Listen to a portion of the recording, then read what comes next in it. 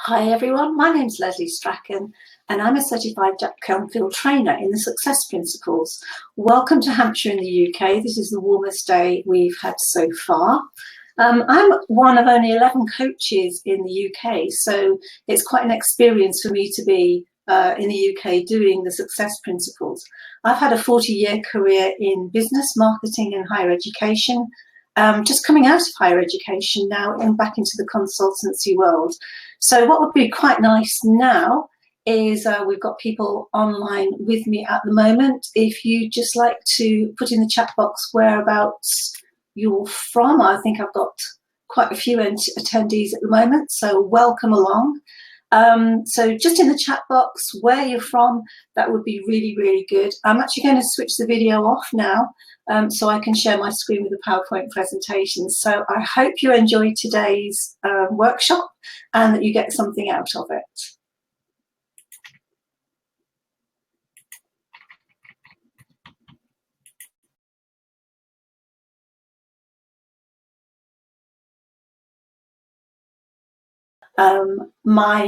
New York, USA. Hi, darling. Lovely to have you on board. So what we're going to do today is talk about where you are now and where you actually want to be. Because my main aim is to coach people like you to get from where they are right now to where they want to be. Hi. I actually love to help people get more out of life. And because of my training with Jack Canfield, I want to share that with you and help you move forward with your life too. So how it works is that we work together to identify challenges that you're facing right now. And then we choose the modules that are relevant to solving that challenge. There are about 64 modules at the moment. And what happens is coaching normally takes place on a one-to-one basis, online. Larger groups are coached at your premises or in a local hotel. And you can also take part in a series of webinars online, which is what we're doing today. So what you can do is also pick up the course at any time you like, so that you can pick up today's webinar, but you can also pick it up a bit later on if you join halfway through. So what I'm trying to do is move forward here.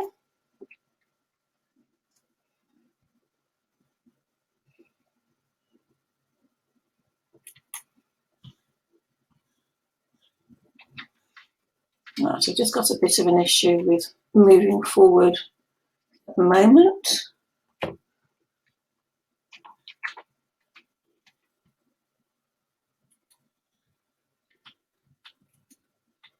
Okay, so I'll just go on for a moment. We're going to look at some common concerns and worries that we can help with at the moment. Sometimes it's financial in terms of how I can earn more money or spend less money. Sometimes it's career issues, like, for example, I've just been made redundant from my higher education role, and I've used the Jack Canfield principles to actually decide how on earth I'm going to move forward with my career. I also wanted more free time in my life. So it's really important to me that I managed to find that free time. So I work with schools and colleges and universities. I also work with early career, both students and adults. I look at those who are developing their careers and moving into one job or another. Career changes, and that might be through redundancy, it might be simply because they hate the job and they want to move on, or they've decided that they don't want to do that job anymore, or they want to get back into the workplace because they've been at home working mom or something like that, or some kind of relationship difficulty. But the people I'm working with a lot at the moment are those approaching retirement and really don't have any kind of clue as to what they want to do during their retirement. So these are the kind of areas that we look at. And it may be that what you're experiencing at the moment might be financial issues, spending less, earning more, career issues, free time. I didn't want to work 24/7 anymore. I only want to work 25 hours a week. So I'm working towards more free time to do the things that I really want to do. And looking at fitness and health, are you fit enough? Do you need to lose weight? Are you not motivated? Are there difficult relationships within the family or at work?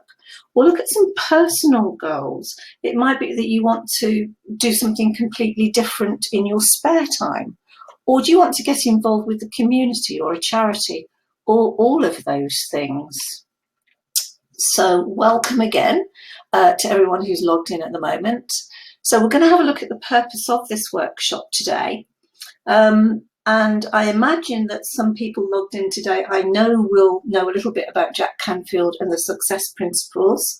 And so if you haven't read the book, it's a really great book to read. Jack's the best-selling author of over 60 books and has coached thousands of people all over the world. And I feel very proud to be involved with this great scheme where Jack trains us to train other people. It's just fantastic. The success principles will allow you over the next couple of webinars to discover what you were put on this earth to do.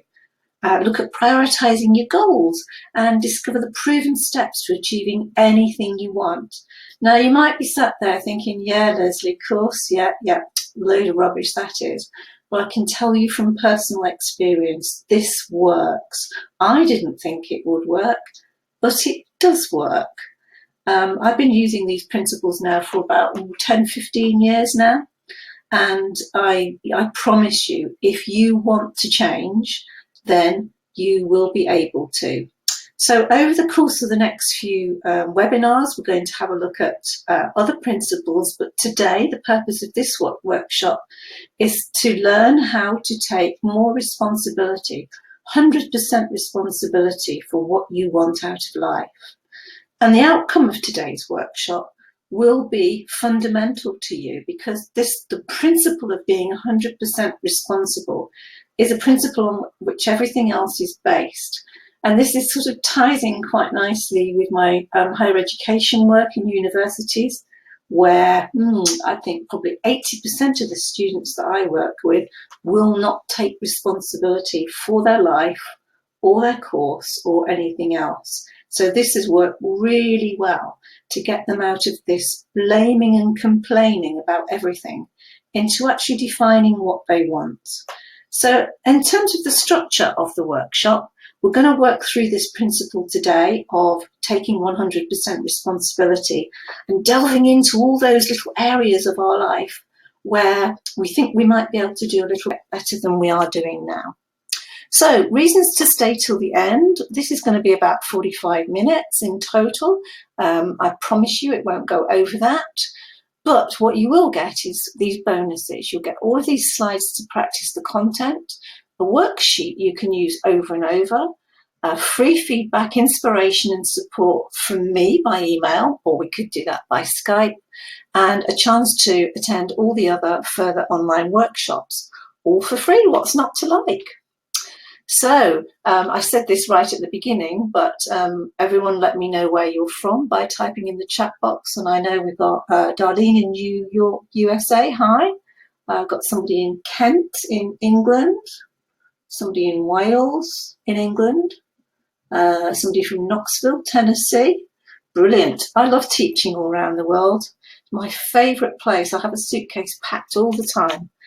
So in the chat box again, I wonder if you could help me out and just slot in there, what is it you hope to achieve today? What's on your mind today? Oh, Brazil as well. Hello, Oxford, Pennsylvania. Magic. Thank you for joining us today. So we're just at the process now of what you're hoping to achieve out of today's webinar, which is about taking 100% responsibility for everything you do and say.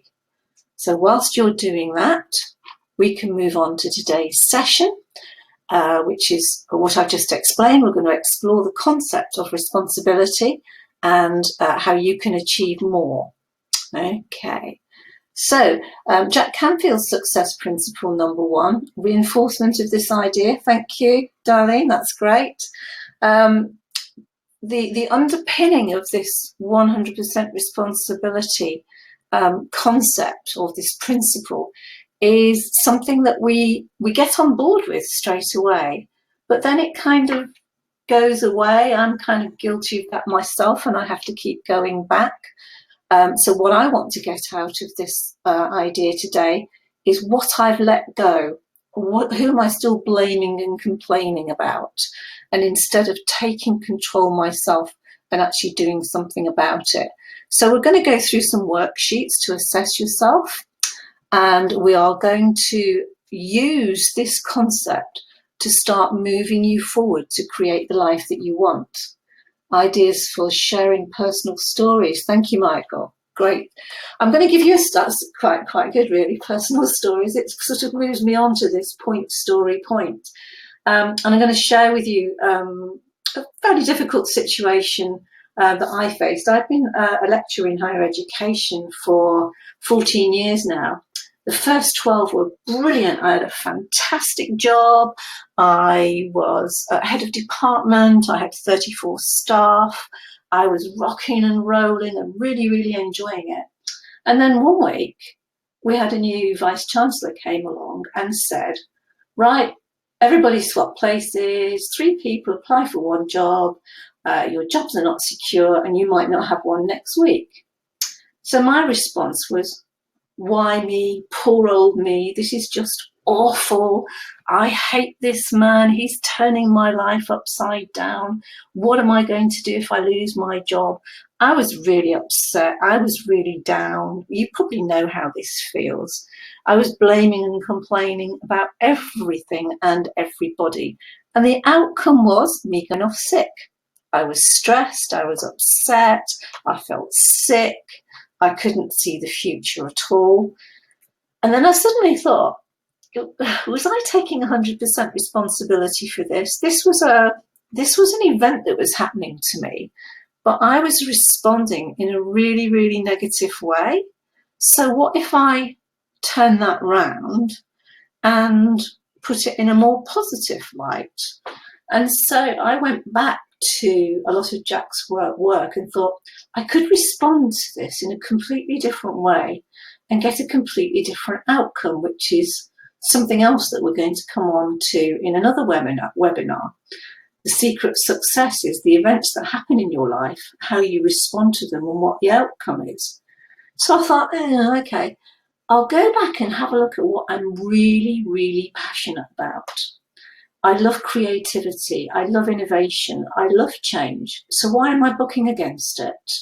I love teaching. I love training. I love coaching and I love traveling. So could I rescue my life and my career? Or do I really need to start thinking about how I can live the life that I want? I don't want to work 55 hours a week. I want to work 26. Could I do that? No, not really. So what else could I do? And so using some of Jack's principles, I kind of turn that around and I actually leave university on the 31st of July this year.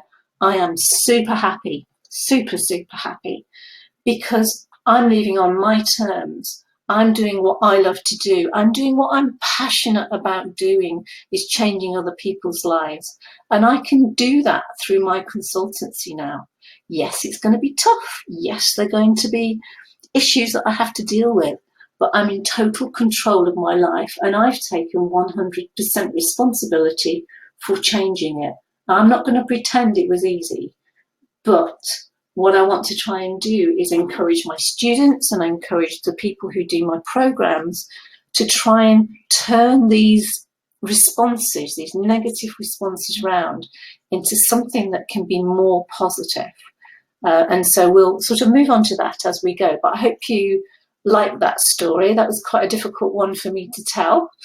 And what I learned from this whole process about taking 100% responsibility, that if I didn't design my own plan for my own life, the chances are I'd fall into something that somebody else wanted to. And I didn't want to do that because I'm a bit off the wall. I like doing different things. I like change. I like lots of different jobs. They didn't have much planned for me except a lot of work. And I don't mind hard work, but I want it on my terms, not on theirs. So What I was actually doing by not taking responsibility was giving my power away to my boss and his boss and his boss. You know, I didn't want to give other people the power to control my emotions. I wanted to control them myself because they're mine. No one else should be able to manipulate me to get me to do what they want to do.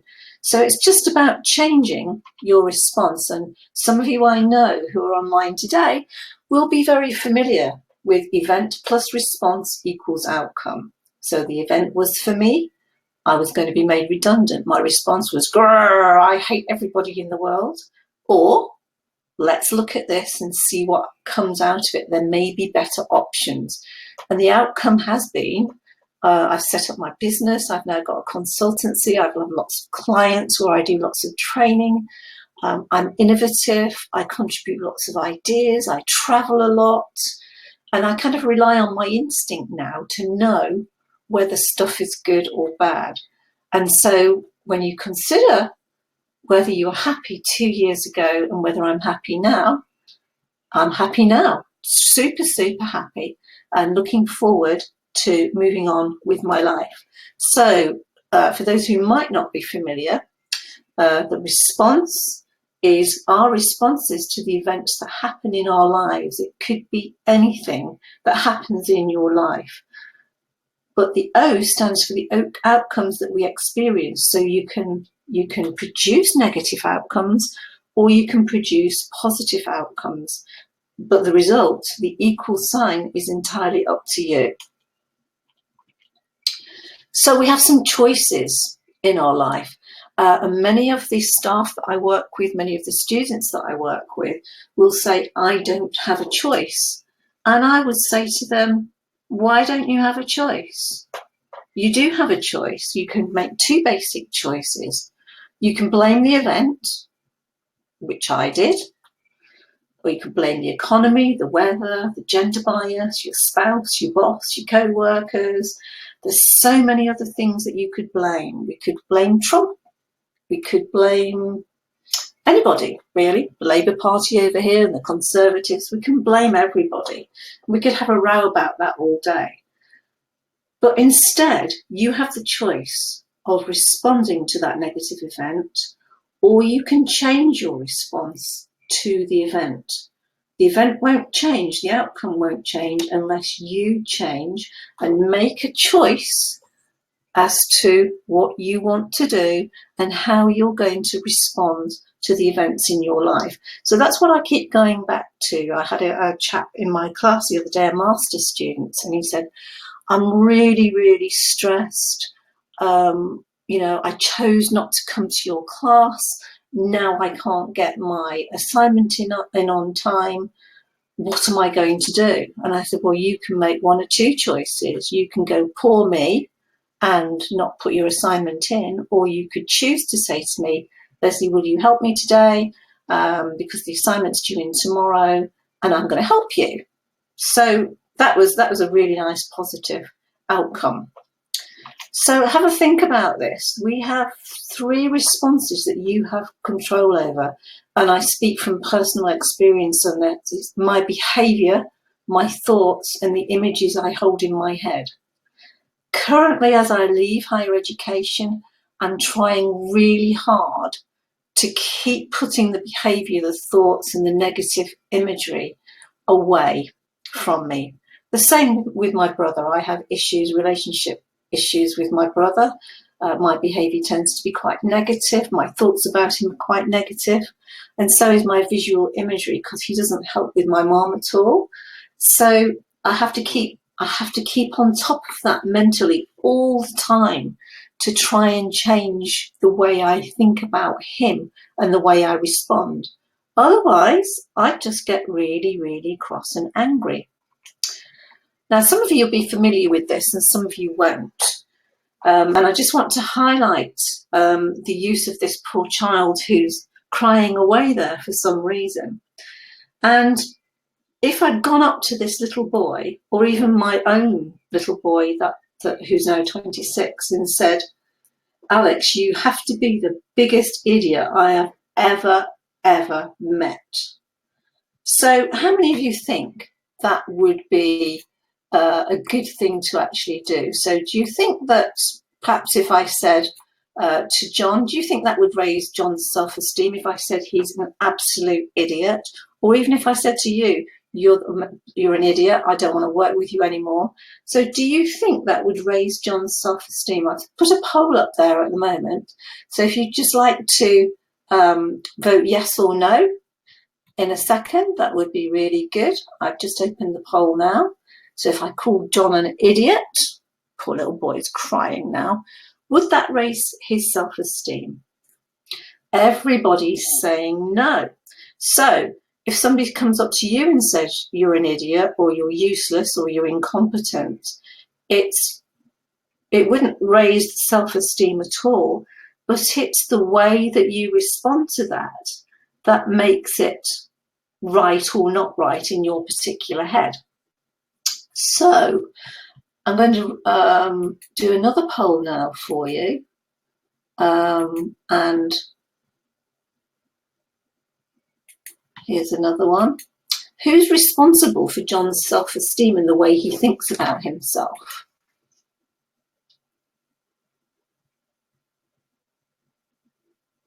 John is 100% responsible. That's 100% response to that poll. Thank you very much for everyone. So it's not what people say to us, it's what we believe in our heads once that's been said.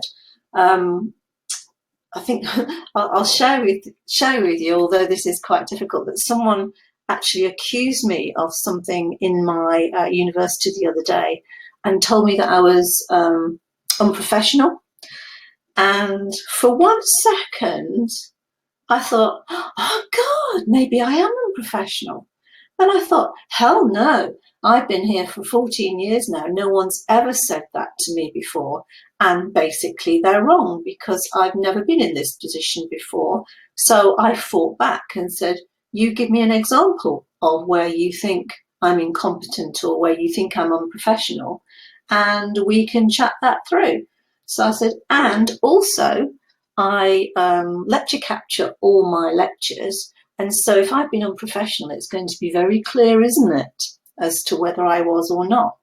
And that was a real confidence boost to me, because every time anyone insults me now, it's usually because they're wrong. So I'm not going to take on responsibility for how they feel.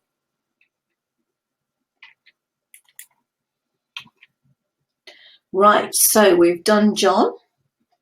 And thank you very much for joining in with that. I've got a bit of a problem moving forward with my slides again. So whilst I'm trying to work this out, there we go.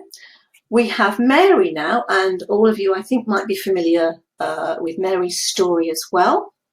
It's the same concept of the event plus the response equals the outcome that you get.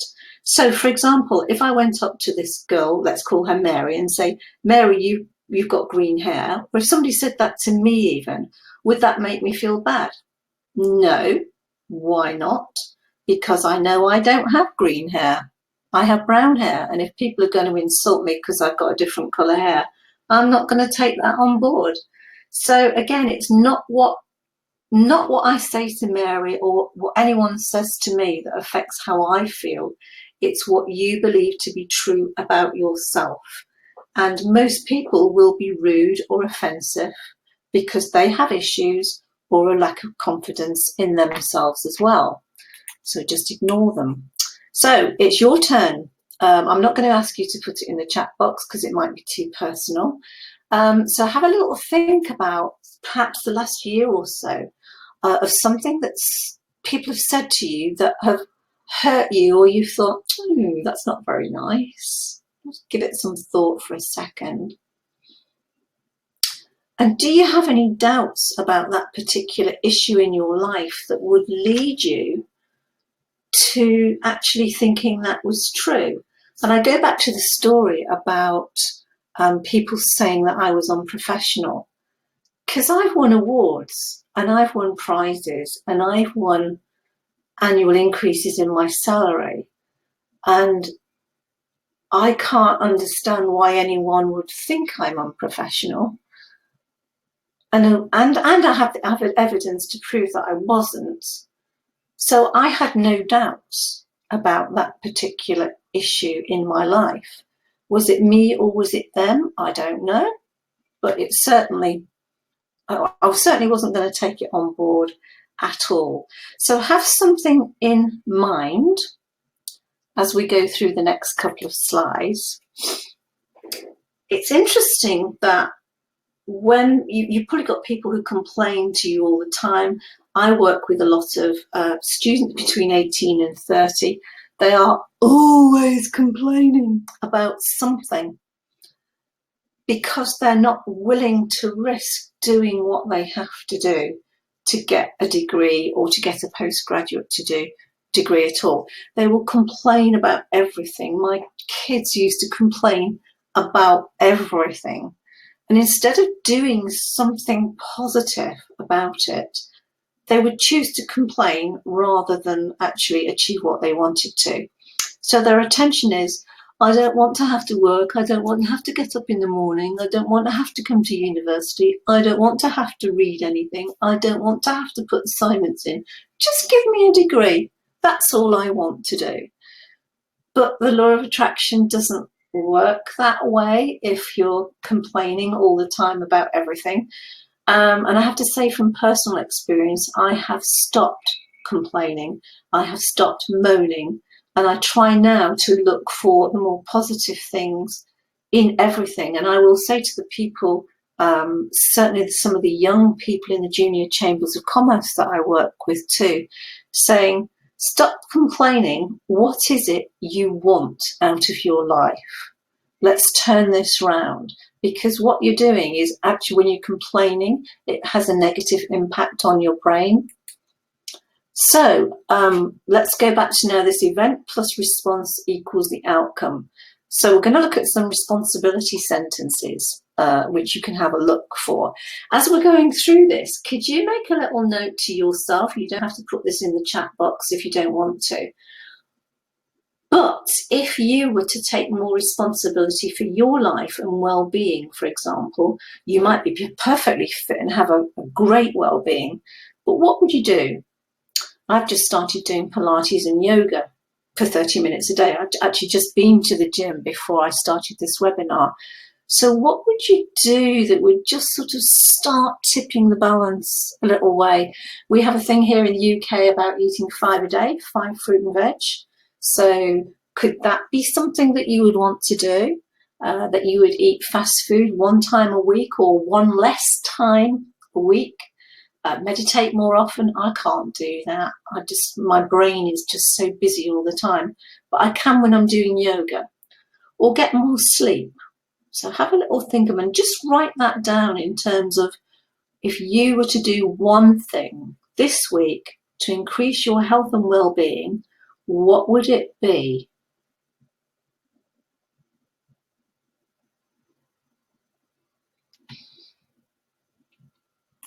Okay, so this is all about passion. This is all about living your passion, excuse me. And I kind of need to sort of get over to this aspect of stop blaming and complaining and think about what you're passionate about. What brings you alive in the morning? I can't wait to get out of bed in the morning because I just love what I do. So do you love what you do? Could you ask for what you want? I did. I went back into a company the other day and said, I want to come and give your staff a workshop. This is what I want to do. We're going to look at taking responsibility, living their passion and setting goals for life. And they said, yeah, okay, come in, do it. And so the weird thing is that I might have been a little bit frightened to ask for what I want. But in the end, what's the worst that's going to happen? They're going to say yes or they're going to say no. Would you want to spend some more time writing? Laugh more. I'm tending to watch comedies instead of watching NSYS and stuff like that. Can you schedule more free time with your family, with your friends, and just switch your mobile phone off? So what would be the one thing today that you would take 5% more responsibility for living your passion, what would that be? Just write it down for me. Ooh, more artwork. Great. Thanks, Michael. Exercise 3 times a week. That's 2 things you've got there. Excellent stuff. And I think with a lot of the people that I work with that go through these exercises, just be careful. You don't get a long list of things to do that frighten you off.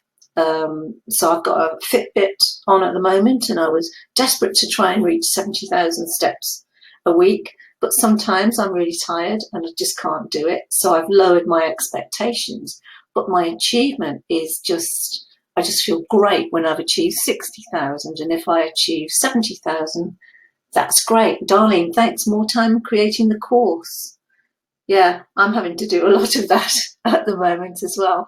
And in terms of meditation, there's tons of stuff on the internet now where you can, I've got one called the 2-minute meditation because my brain's just alive and kicking all the time.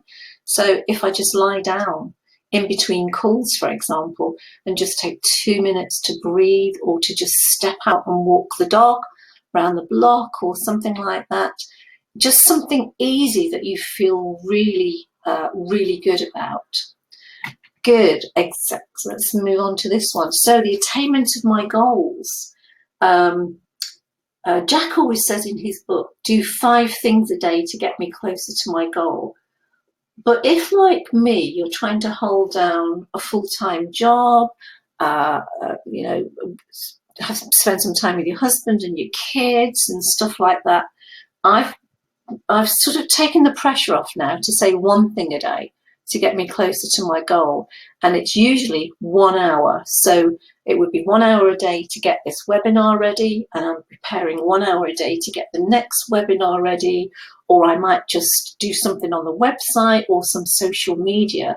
But you feel so much more in control if you want to do something. I'm really, really happy and grateful that I've given myself the time to actually do this, because it will never happen. I have a train the trainer colleague in Ireland who has just given up now, unfortunately, because he couldn't commit to even spending an hour a week to do the course. And I think that's really sad because he was fantastic.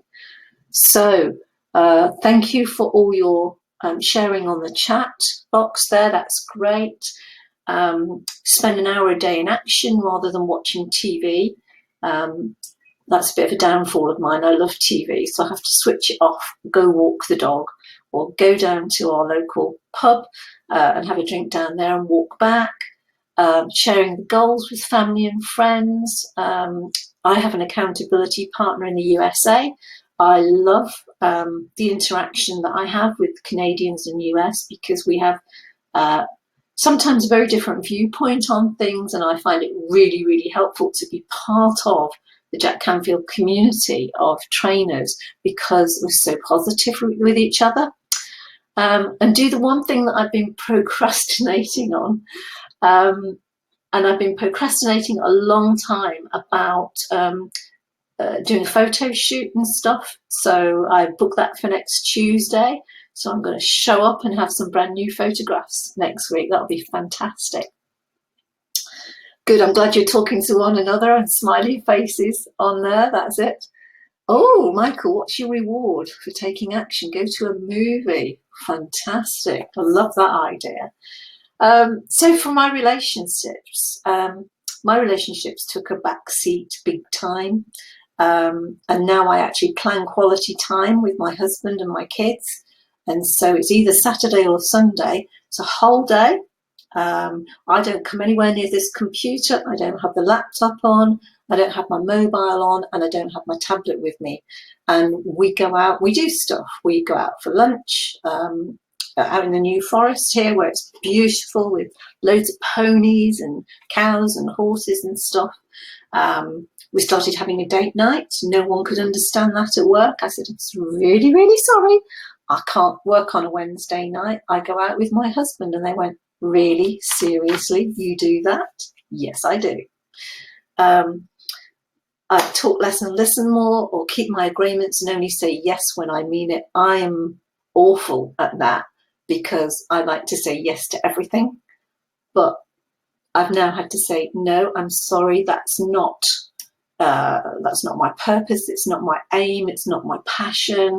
And I just turn around and say no, and people actually really value what you do. Thanks, Michael, for your comments in the chat room. Perfect. Thank you very much. So, your self-esteem.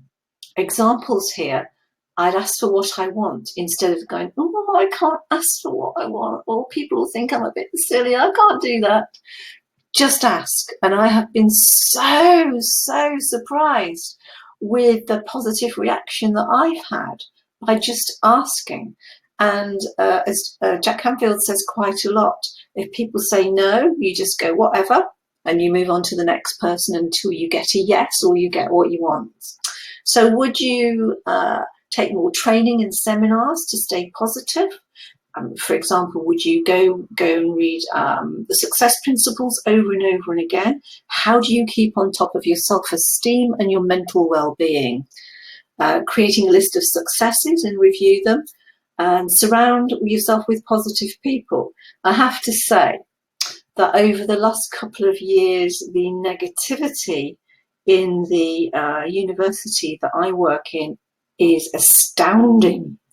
And so I would sooner come home now and get on to networks with people that are more positive, because it really encourages you to move on and do something more positive in your life. And you're right, there's some of you saying that your self-esteem is on the rise. And this is because we're all part of this community that deals with things in different ways. So you can complete these worksheets rather. I've given you a link in the bonus section to download them, or you have access to all of these PowerPoint slides, which I'll give you a link to as well when the webinar's finished. And you can keep on moving on through working through these responsibility steps as we go through. So thank you for joining in there. We've just gone through this, so we don't need it to get again, but just as a recap, if you were to take 5% more responsibility for your life and well-being, I would what? So you can complete these as you go along. Normally, if I was in a classroom situation doing a one-to group, we spend quite a lot of time actually doing this, and we work through all of these statements until we get to a point where we've completed them all.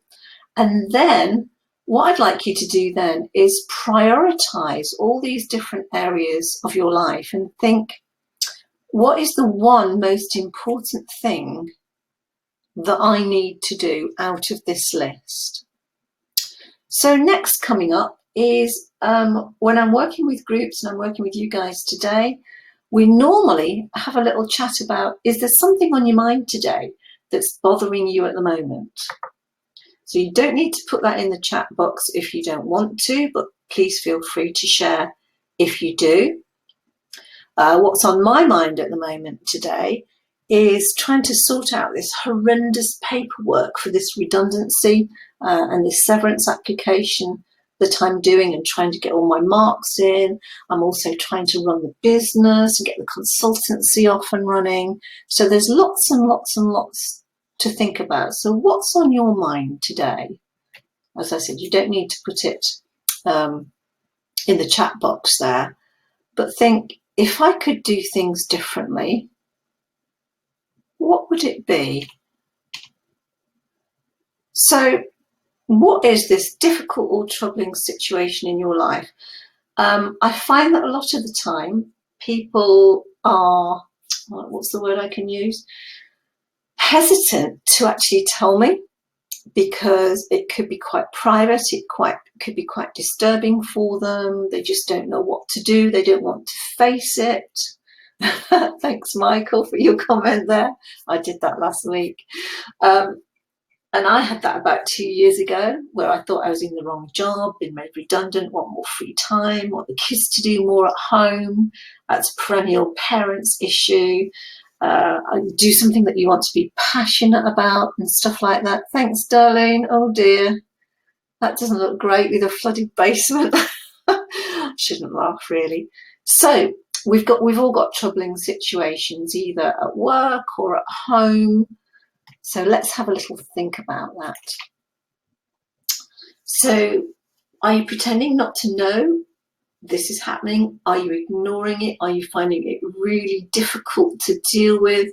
You can't get things done, you can't change anything, or that you might feel tons better if you actually do something.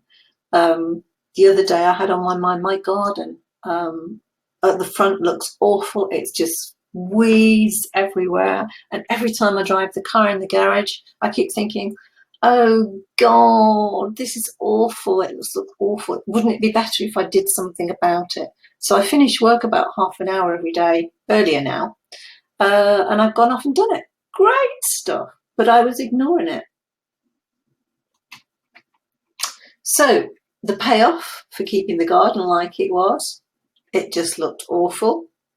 And I was a bit concerned about what the neighbours would say and stuff like that.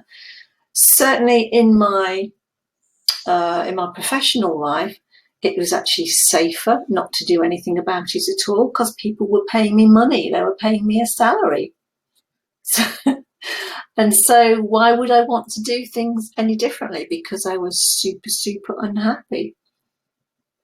So denying yourself the life that you want is not great. There's no great payoff for actually doing that. So the cost mentally and physically for not changing it, for me, was tiredness. My muscles ached. I lost sleep. I was stressed. I was crying all the time. Oh, darling, your cleaning is now done. You put off. I'm not surprised. I'd probably put that off as well. Okay, so you probably feel tons smiley face better by now, I imagine. I say, so what would you, if by dealing with things, what would you rather be experiencing? Feeling satisfied that that's all the work's done, feeling alive and kicking, back in control and happy? I am now.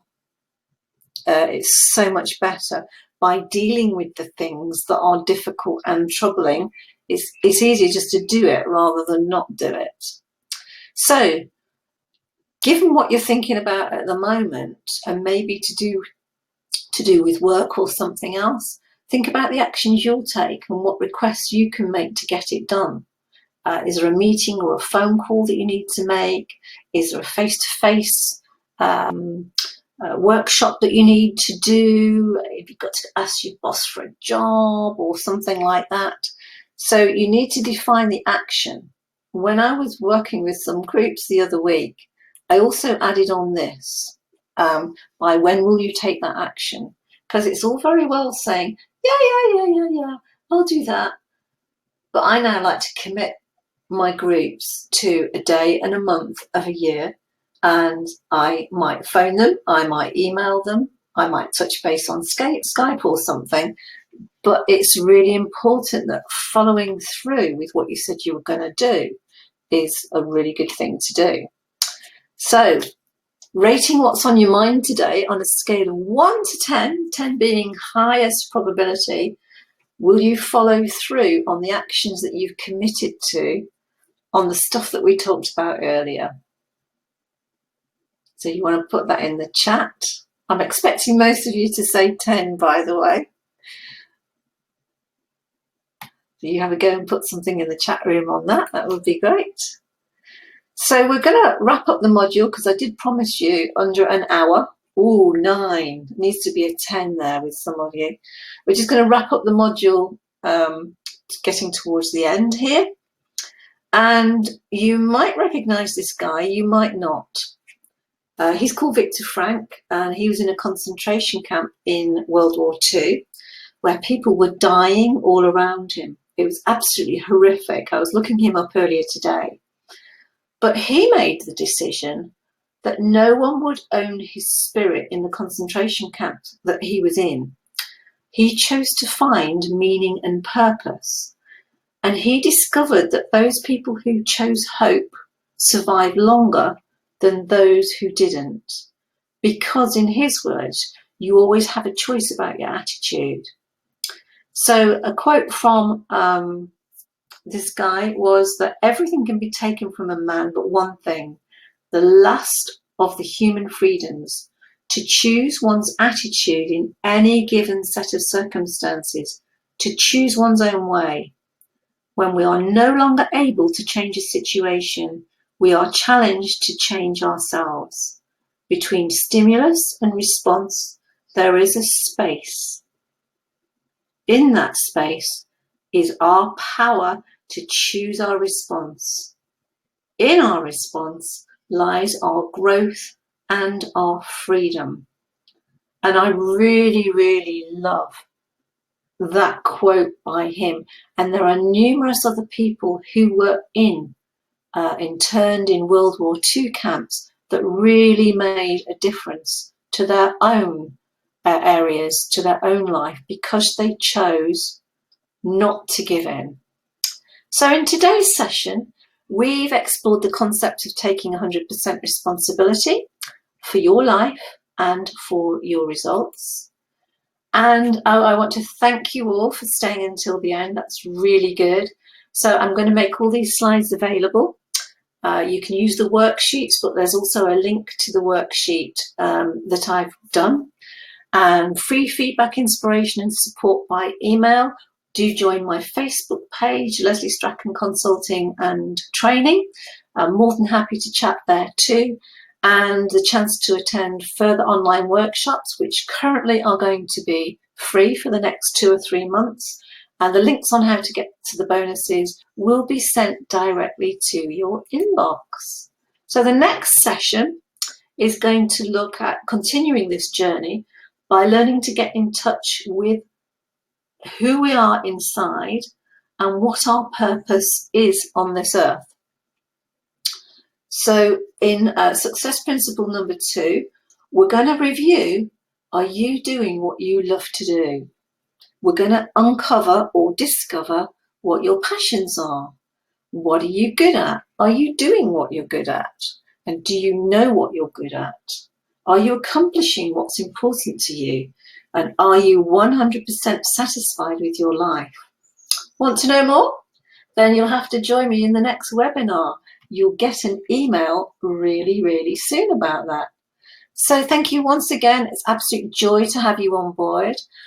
There's more information on my website, Lesley Strachan Consulting and Teaching Training. There's also a Facebook account and a Twitter. I want to thank you again for joining me today. Hopefully you will have achieved your objectives today by having a look at this concept of taking responsibility. And I look forward to seeing you in the next session. Bye, guys.